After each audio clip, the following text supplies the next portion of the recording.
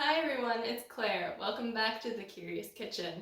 Today we're making pie crust because it's Thanksgiving season almost.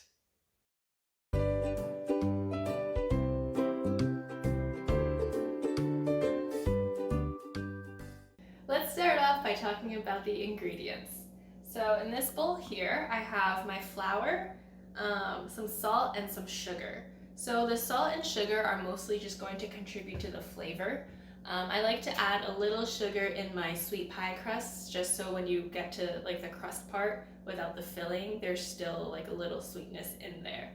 And we're using all-purpose flour today, which is going to give us the structure in our pie crust. We also have butter. I'm keeping that in the freezer right now. We'll see why in a second. But the butter contains the fat that's gonna give us really flaky pie crust. And we'll talk a lot more about butter's role in a bit. I also have some water. This is ice water, so I filled up about half a cup, popped it in the freezer. It froze over a little bit, so I've pulled it out. And for equipment, a little different today, I have a grater. First thing we're gonna do is just whisk our dry ingredients together. We wanna make sure the sugar and the salt is evenly dispersed within the flour before we move on. So just a few seconds. And now we're gonna move on to the best part, the butter. So I'm gonna be grating this in today. So this butter in the pie crust serves two main purposes. Tenderness and flakiness. And the butter does this because it doesn't mix with water.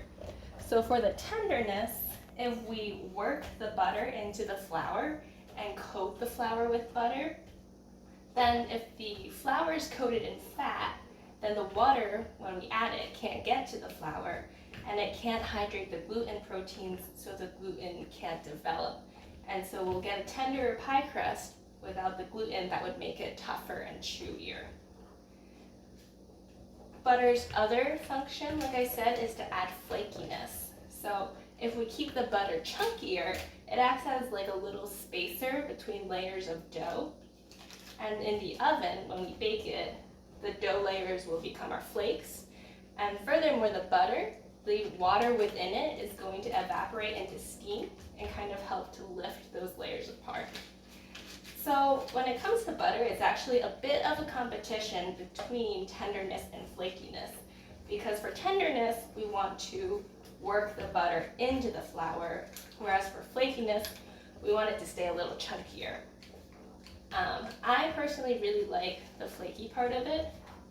So I'm grating my butter into the flour so that it'll stay chunkier. And also because this butter is frozen, it's really cold and less likely to melt and kind of lose its chunkiness. So I'm just gonna finish grating this into my flour. And if you really want to, you can even freeze your dry ingredients, like pop it into the freezer for a few minutes before you start grating to make sure everything stays super cold. Okay, our butter is grated, and now I'm just going to combine it with the dry ingredients before we add our water. And if at any point you feel that your mixture is becoming too warm, just pop it into the freezer or the fridge for a few minutes to let everything cool down, because we don't want the butter to melt so that we can preserve those nice flaky layers. So I'm not trying to break up the butter right now, I'm just trying to coat it in the flour pretty evenly. And also, I know that our grater is a little different from what most people might have here, so if you have like a box grater, just use the side with the biggest holes. So now that the flour and butter are nicely incorporated, I'm just gonna start drizzling in the ice water.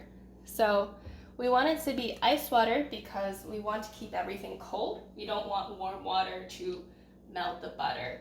And then we want to add as little water as possible, because the more water we add, the more gluten's going to develop and the tougher our crust is going to be.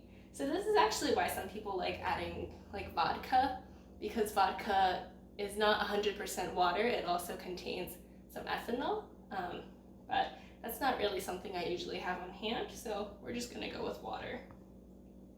So I'm just drizzling in a little bit. And if you're gonna use your hands to mix this, try to use your fingertips because they're not as warm as the palm of your hand. Sometimes I prefer to use a spatula just so I don't really have to touch it that much.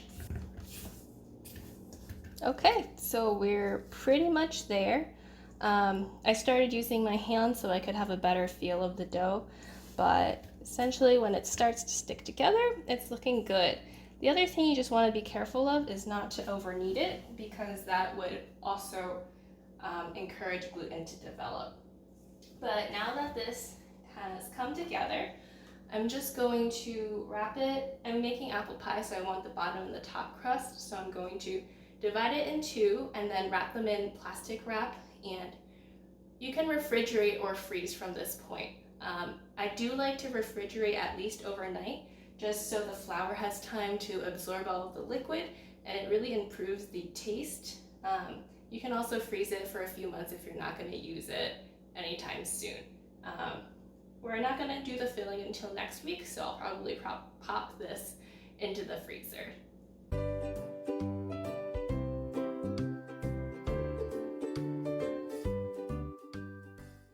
Alright, so now the pie crust is ready to use in your favorite pie. Just put it in the fridge a couple days before you're ready to make the pie to give it some time to thaw. I'm going to be using it with my apple pie filling in the next video, so stay tuned for that and learn all of my secrets and the science behind how to make a crunchy, thick, really flavorful apple pie that'll be perfect for Thanksgiving.